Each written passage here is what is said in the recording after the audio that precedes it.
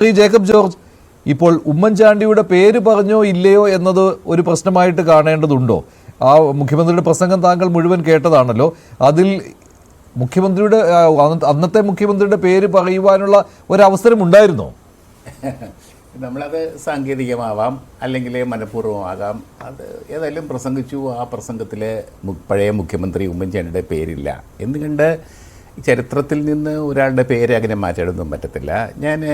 ഞാൻ പറയുന്നത് എം.വി. രാഘവൻ അവിടെ മുതൽ 91 കരുണാകരൻ ഗവൺമെൻറ്, അവിടെ എം.വി. രാഘവൻ അദ്ദേഹം CPM നേതാവായിരുന്നു. CPMൻ്റെ സാധാരണ നേതാവല്ല, വലിയ നേതാവായിരുന്നു. ഈ CPM കമ്മ്യൂണിസ്റ്റ് നേതാക്കൾക്കൊരു പ്രത്യേകതയുണ്ട്. അവരൊരു ഇൻസ്റ്റിറ്റ്യൂഷൻ ബിൽഡേഴ്സാണ്. പ്രത്യേകിച്ച് കണ്ണൂരിലുള്ള നേതാക്കന്മാർ സ്ഥാപനങ്ങൾ ഉണ്ടാക്കുക. ഒരു BD കമ്പനിയാണെങ്കിലും ഒരു BD സഹകരണ സംഘമാണെങ്കിലും ഇപ്പോൾ MVRൻ്റെ പേരിൽ തന്നെ എന്തുമാത്രം സ്ഥാപനങ്ങളാണ് ഉള്ളത്. അത് കമ്മ്യൂണിസ്റ്റുകാരുടെ ചില കമ്മ്യൂണിസ്റ്റ് നേതാക്കളുടെ സ്വഭാവമാണ്. അതനുസരിച്ച് MVR അതിന് മുൻകൈ എടുത്തു. അദ്ദേഹത്തോട് എൻ്റെ ഒരു സുഹൃത്ത് മസ്കറ്റിൽ നിന്ന് എന്നെ വിളിച്ച് പറഞ്ഞായിരുന്നു. അനിൽ കുമാർ എന്നാണ് അദ്ദേഹത്തിനെ പറ്റി. അനിൽ എഴുത്തച്ഛൻ എന്നൊക്കെ പറയും. അദ്ദേഹം ഒരു വലിയ CPM പഴയ MVR ഗ്രൂപ്പിൽ പോയ ആളാണ് കേട്ടോ. അദ്ദേഹത്തിൻ്റെ മകനാണ് അനിൽ എഴുത്തച്ഛൻ, അനിൽകുമാർ. മസ്കറ്റിലാണ് അദ്ദേഹത്തിൻ്റെ ജോലി. അദ്ദേഹം പറയുന്നത് M.V. രാഘവൻ മന്ത്രിയായിരുന്നപ്പോൾ അവിടെ ചെല്ലും. മസ്കറ്റിൽ പോയാൽ പഴയ CPM നേതാവിൻ്റെ ഒരു മകൻ എന്ന നിലയ്ക്ക് ഇദ്ദേഹത്തിന് വീട്ടിൽ പോയി താമസിക്കുന്നു. പറയുന്നത് മുഴുക്കുകയും ഈ വിഴിഞ്ഞം തുറമുഖത്തെക്കുറിച്ചാണ്. വിഴിഞ്ഞം അതായിരുന്നു. അത് MVRൻ്റെ ഒരു ശരിക്കുമുള്ള ഒരു ജെനുവിൻ സ്വപ്നം തന്നെയായിരുന്നു. അത് പിന്നീട് VS അച്യുതാനന്ദൻ, ഉമ്മൻചാണ്ടി അതൊക്കെ ഏറ്റെടുത്തു. സംശയമൊന്നുമില്ല. ജനാധിപത്യ വ്യവസ്ഥിതിയിൽ, ജനാധിപത്യ ഭരണക്രമത്തിലെ ഒരു ഗവൺമെൻറ് 5 വർഷമല്ലേ ഉള്ളൂ നമ്മുടെ ഭരണകാലാവധി. ഒരു ഗവൺമെൻറ് തുടങ്ങുന്ന പദ്ധതി ആ ഗവൺമെൻറ്റിൻ്റെ കാലത്ത് തന്നെ അവസാനിക്കണമെന്നില്ല. അതിങ്ങനെ തുടരും.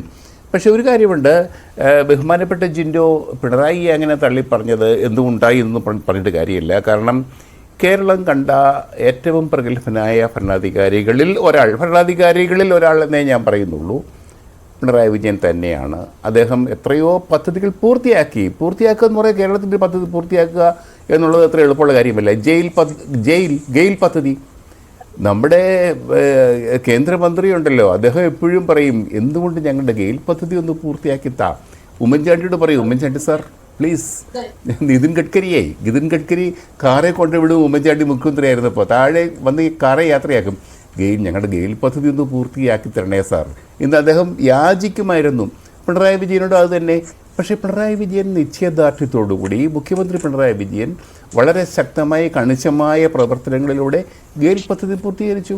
അപ്പോൾ ഉമ്മൻചാണ്ടിയുടെ കാലത്തേക്ക് നോക്കുകയാണെങ്കിൽ ഒരേ സമയം ഉമ്മൻചാണ്ടിക്ക് ഈ പ്രതിപക്ഷത്തിന്റെ വിമർശനങ്ങളും പ്രതിഷേധങ്ങളും നേരിടേണ്ടി വന്നു. അതോടൊപ്പം തന്നെ സ്വന്തം പാർട്ടിയിലെ പ്രതിഷേധങ്ങളും നേരിടേണ്ടി വന്നു, വിമർശനങ്ങളും കുത്തുവാക്കുകളും സഹിച്ചുകൊണ്ടല്ലേ? താങ്കൾക്ക് അറിയാവുന്നതാണല്ലോ 2011-2016 കാലഘട്ടം എന്ന് പറയുന്നത് ഈ വിഴിഞ്ഞം പദ്ധതിയിൽ ഏറ്റവും ബുദ്ധിമുട്ടുള്ള ഒരു കാലഘട്ടമായിരുന്നു. കരാറിലേക്ക് വരുന്ന ഒരു കാലഘട്ടമായിരുന്നു. അതിൽ ഉമ്മൻചാണ്ടി സർക്കാരിന്റെ തുടക്കകാലത്ത് അദ്ദേഹത്തിന് നേരിടേണ്ടി വന്നത് അതിനു മുൻപ് VS സർക്കാരിന്റെ കാലത്തുണ്ടായിരുന്ന ചില ഈ ടെൻഡർ നടപടികളും അതിന്റെ കാര്യങ്ങളും, അതിൽ ചൈനീസ് കമ്പനിയുടെ കടന്നുവരവ്, അതിന്റെ പേരിൽ UPA സർക്കാർ ഭരിക്കുന്ന കാലത്ത് തന്നെ ഡിഫൻസ് മന്ത്രാലയത്തിന്റെ പ്രതിരോധ മന്ത്രാലയത്തിന്റെ അനുമതി നിഷേധിക്കപ്പെടൽ, പരിസ്ഥിതി മന്ത്രാലയത്തിന്റെ പാരിസ്ഥിതിക അനുമതി കിട്ടാത്തതിന്റെ പേരിൽ നേരിടേണ്ടി വന്ന പ്രശ്നങ്ങളിൽ അതെല്ലാണല്ലോ ജയറാം രമേശ് അവിടെ കടന്നു വരുന്നത്. ഇതൊക്കെ സഹിച്ചുകൊണ്ടാണ് അദ്ദേഹം മുന്നോട്ട് പോയത്. പിന്നീട് പാരിസ്ഥിതിക അനുമതി നേടിയെടുക്കുന്നു, അദാനിയെ ഇവിടെ കൊണ്ടുവരുന്നു, ഇല്ലേ? ആ ഒരു സംഭവം ഉണ്ടാകുന്നു, കരാറിലേക്ക് വരുന്നു. അതിനുശേഷം അദ്ദേഹം സ്ഥാനമൊഴിഞ്ഞ ശേഷം ഉമ്മൻചാണ്ടി അദ്ദേഹത്തിന് മുഖ്യമന്ത്രി പദം നഷ്ടമായതിനു ശേഷം പിന്നീട് ഒരു ജുഡീഷ്യൽ അന്വേഷണം നേരിടേണ്ടി വരുന്നു.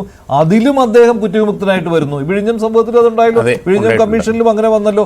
എന്നിട്ടും അദ്ദേഹം ഇപ്പോൾ ഇതിന്റെ പേരിൽ ഉമ്മൻചാണ്ടി നേരിട്ടെ ഇതൊന്നുമല്ല. ഉമ്മൻചാണ്ടി നേരിട്ട ഈ വിഴിഞ്ഞം പോർട്ട് സംബന്ധിച്ച് ഉമ്മൻചാണ്ടി നേരിട്ട ഏറ്റവും വലിയ പ്രശ്നം കോൺഗ്രസ് ഹൈക്കമാൻഡിൽ നിന്നായിരുന്നു, അദാനി വന്ന ശേഷം. കാരണം സോണിയാഗാന്ധിക്ക് ഗൗതം അദാനിയോട് ഒരു താല്പര്യവുമില്ലായിരുന്നു. അദാനിയും കോൺഗ്രസ് നേതൃത്വവും തമ്മിലുള്ള ഏറ്റുമുട്ടൽ വളരെ പ്രസിദ്ധമാണ്, യാതൊരു സംശയമില്ല. പക്ഷേ അദാനി ഇവിടെ ഏറ്റെടുത്തു. അവസാനം ആ സമയത്ത് തന്നെ അദാനി തീരുമാനിച്ചു, വേണ്ട, വിഴിഞ്ഞം വേണ്ട, ഞങ്ങൾക്ക് വേണ്ട എന്നുള്ളത് കൈയൊഴിഞ്ഞു മഞ്ജുഷ്. അദ്ദേഹം പോയി. അങ്ങനെ പോയി കഴിഞ്ഞപ്പോൾ KV തോമസ് ആണ് അന്ന് കേന്ദ്രമന്ത്രിയാണ്. അദ്ദേഹം തിരുവനന്തപുരത്ത് വന്നപ്പം ഉമ്മൻചാണ്ടിയുടെ കൂടെ ഡൽഹിക്ക് ഒരേ വിമാനത്തിലാണ് പോയത്. അപ്പോൾ ഉമ്മൻചാണ്ടിയുടെ KV തോമസ് പറയുന്നു, ഉമ്മൻചാണ്ടി കുഴപ്പമില്ല, ഞാൻ ശരിയാക്കി തരാം, അദാനിയെ ഞാൻ നാളെ എൻ്റെ വീട്ടിൽ കൊണ്ടുവരാം, നിങ്ങൾ എൻ്റെ വീട്ടിൽ വാ, ഡൽഹിയിൽ എൻ്റെ വീട്ടിൽ വാ, നമുക്കൊരു കൂടിക്കാഴ്ച നടത്താമെന്നാണെങ്കിൽ നിങ്ങളുടെ ഉദ്യോഗസ്ഥരെ വിളിച്ചു. അങ്ങനെ ഗൗതം അദാനിയെ KV തോമസ് മുൻകൈയെടുത്ത് അദ്ദേഹത്തിൻ്റെ ഔദ്യോഗിക വസതി, ഡൽഹിയിലുള്ള വസതിയിലേക്ക് ക്ഷണിച്ച് അവിടെ വെച്ച് വരുന്ന കൂടിക്കാഴ്ച നടത്തിയാണ് ആ പ്രശ്നം അദാനിയെ വീണ്ടും തിരിച്ച് ഈ പാതയിലേക്ക് കൊണ്ടുവരാൻ സാധിച്ചത്. അതിൽ ഉമ്മൻചാണ്ടി ഒത്തിരി അദ്ദേഹത്തിൻ്റെ കോൺട്രിബ്യൂഷനുണ്ട്, KV തോമസിനും പങ്കുണ്ട് എന്ന് തന്നെയാണ് ഞാൻ മനസ്സിലാക്കിയിട്ടുള്ളത്. അത് അന്നത്തെ ഒരു ചരിത്രമാണ്. പക്ഷേ അത് പലർക്കും പറഞ്ഞുകൂടാ.